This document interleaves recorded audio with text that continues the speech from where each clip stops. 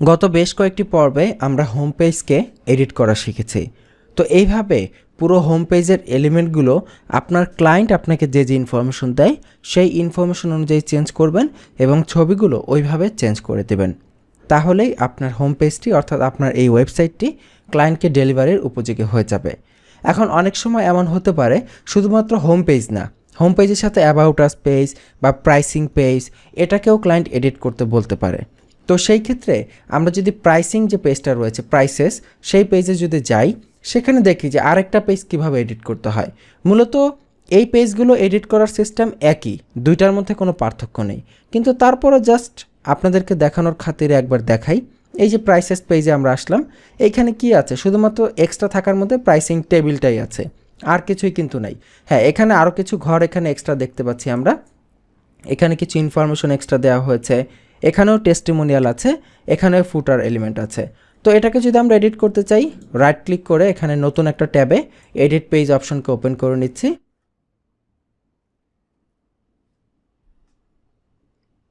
এই হচ্ছে আমাদের এডিট পেজ অপশন। এখানেও দেখুন প্রথমে প্রাইস হিরো সেকশন রয়েছে, ওপেন করি, এটাকে এডিট করি। আচ্ছা, এটাকে আগে ওপেন করে নেই, দেখি এর ভেতরে কী আছে। এখান থেকে ওপেন করছি। এই যে প্রথমে রয়েছে সেপারেটর, তারপর রয়েছে প্রাইসেস, অর্থাৎ এটা হচ্ছে জাস্ট টাইটেলটা। এই যে প্রাইসের যে টাইটেল সবার উপরে রয়েছে, এই হচ্ছে সেই টাইটেলটা। এবং এখানে একটা ব্যাকগ্রাউন্ডের ছবি দেখতে পাচ্ছি, গাড়ির ব্যাকগ্রাউন্ডের ছবি। এটা যদি চেঞ্জ করতে চাই, সিম্পলি এখানে এইটার যে মেইন কন্টেইনারের যে সেটিং সেটা, এখান থেকে ব্যাকগ্রাউন্ড, এই যে গাড়ির ছবি, এখান থেকে আপনারা এটাকে চেঞ্জ করতে পারেন।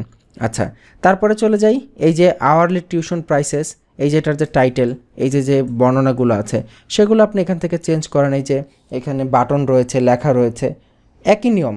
এরপরে রয়েছে এই যে প্রাইসিং টেবিল। তো টেবিল নিয়ে কিভাবে কাজ করতে হয় সেটা তো আমরা এর আগেই দেখেছি, অ্যাভাডার যে আমরা ফিউশন বিল্ডার যে পর্বটা ছিল সেখানে দেখেছি। তো আমরা যদি এটাকে এডিট করি, এখানে যদি নিচে যাই, এই যে টেবিল অপশন, এই যে টেবিলের বিভিন্ন অপশন এখানে রয়েছে। এখান থেকে যদি আপনি প্রাইসিং এডিট করতে চান এডিট করতে পারেন।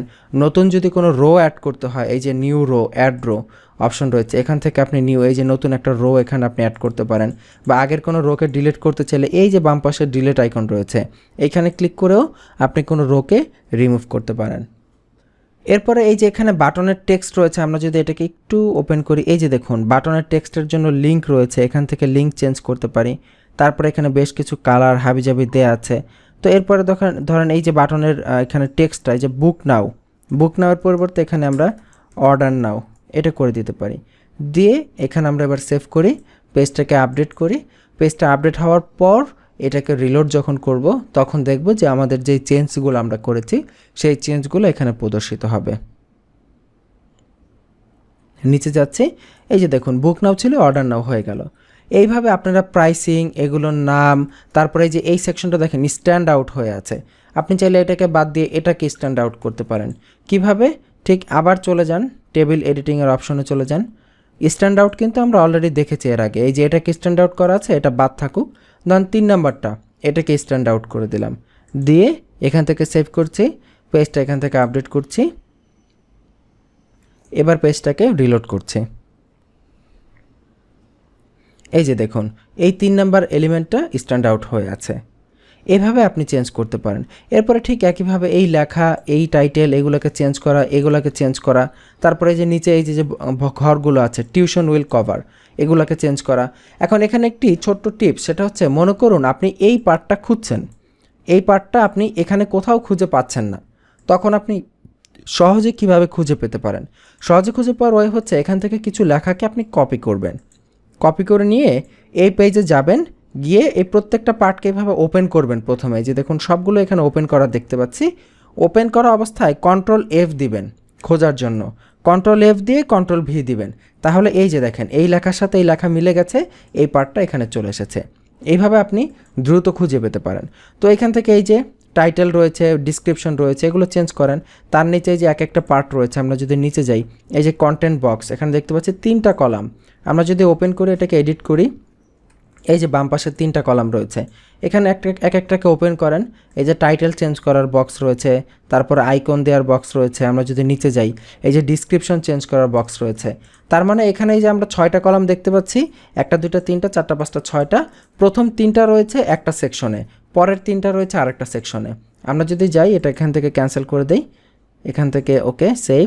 এরপরে যাই, এই যে দেখুন এটা হচ্ছে নিচের সেকশন, এই সেকশনে রয়েছে বাকি 3টা কলাম। এইভাবে আপনি কলামগুলোকে এডিট করেন, ছবিগুলোকে চেঞ্জ করেন। এখানে এই যে ছবিগুলো দেয়া আছে, এখানে এগুলো মূলত আইকন হিসেবে দেয়া আছে। হোপফুলি দেখি আসলে এগুলোকে আইকন হিসেবে দেয়া আছে কিনা। যে কোনো একটাকে এডিট করি, এডিট করে দেখি এখানে কোনো আইকন সিলেক্ট করা আছে কিনা। হ্যাঁ হ্যাঁ, এই যে দেখুন এটাকে আইকন হিসেবে দেওয়া হয়েছে। আপনি এখান থেকে কোনো আইকনকে চেঞ্জ করতে পারেন আপনার ইচ্ছা মতো। ধরেন এখান থেকে আমি একটা আইকনকে চেঞ্জ করে, ধরেন এই যে এখান থেকে এই যে এই আইকনটা দিলাম, দিয়ে সেভ সেভ আপডেট। তাহলে কোনটা চেঞ্জ হবে? এই যে এইটা চেঞ্জ হবে, রোড সেফটি। এবার আমরা এটাকে রিলোড দেই, দেখি হয় কিনা। এই যে আইকনটা এখান থেকে চেঞ্জ হয়ে গেছে। এইভাবে আপনি লেখা, আইকন, হাবিজাবি এগুলোকে চেঞ্জ করতে পারেন। এরপরে নিচের দিকে যাই, নিচে আর কি আছে? এরপরে টেস্টিমোনিয়াল সেকশন, খুবই সিম্পল এডিটিং। এরপরে সাবস্ক্রাইব টু নিউজ লেটার, এরপরে ফুটার। ফাইন, তো হয়ে গেল। এইভাবে আপনারা চেঞ্জ করবেন। এবার বলুন তো, এখন এরকম একটা ওয়েবসাইটে এরকম 2-3টা পেজ এডিট করে ক্লায়েন্ট যে তথ্যগুলো দিবে সেগুলো জাস্ট কপি করে করে বসিয়ে আপনাকে ডেলিভারি দিতে কি খুব বেশি সময় লাগবে? কয়েক ঘন্টার মধ্যেই তো একটা ওয়েবসাইট ডেলিভারি দেওয়া যায়। এবং এরকম একটা ওয়েবসাইট, আমরা যে ওয়েবসাইটটা এখানে ডিজাইন করা দেখলাম, এরকম একটা ওয়েবসাইট আপনি যদি কোনো ক্লায়েন্টকে প্রোভাইড করে দেন, তাহলে থিমের দাম তো হচ্ছে $60, অ্যারাউন্ড $60। তো আপনার হয়তো প্রজেক্টের প্রাইস হয়তো 15,000 টাকা হতে পারে যদি আমাদের লোকাল কোনো ক্লায়েন্টের কাজ করেন। আর যদি ফ্রিল্যান্সিং মার্কেট প্লেসে কাজ করেন, তাহলে এরকম একটা সাইট, প্রিমিয়াম থিমের এরকম একটা সাইটের প্রজেক্টের খরচ অ্যারাউন্ড $300 মতো হবে, $300 থেকে $400 মতো হবে। তাহলে চিন্তা করুন, এই কাজগুলো ভালো করে প্র্যাকটিস করা থাকলে কত দ্রুত আপনি ক্লায়েন্টকে সার্ভিস প্রোভাইড করতে পারবেন। তো আমি আশা করছি আপনারা বুঝতে পেরেছেন যে কিভাবে অ্যাভাটা থিম নিয়ে কাজ করতে হয়। আমাদের কথা হচ্ছে, আমাদের আইটি বাড়ির একটাই মূল মোটিভ, সেটা হচ্ছে আপনাকে আমরা মাছ ধরা শিখিয়ে দিব। অনেকবার বলা হয়েছে, আরও একবার বলছি, মাছ কিন্তু আপনাদেরকে ধরে খেতে হবে। আমরা কিন্তু আপনাদেরকে মেইন সিস্টেমটা শিখিয়ে দিই, কীভাবে শিখতে হয়, কীভাবে হাঁটতে হয়। এরপরে যে পরিশ্রম করতে জানে, যে পরিশ্রম করতে চায়, সেই কিন্তু হয়তো আশা করছে আমরা ইনশাল্লাহ সফল হবে। যে পরিশ্রম করতে চায় না, যে মনে করে যে না আমার বসে বসেই হয়ে যাবে, আমাকে তেমন কোনো কাজ করতে হবে না, মূলত আসলে তাদের জন্য আইটি বাড়ি নয়। যারা পরিশ্রমী তাদের জন্যই মূলত আইটি বাড়ি। তো এই ছিল আজকের পর্ব। তো এখানেই শেষ করছি পর্বটি। ভবিষ্যতে ইনশাল্লাহ আপনার সাথে দেখা হবে নতুন কোনো পর্ব নিয়ে। তো সেই পর্বের আমন্ত্রণ রইল। ভালো থাকবেন। আল্লাহ হাফিজ।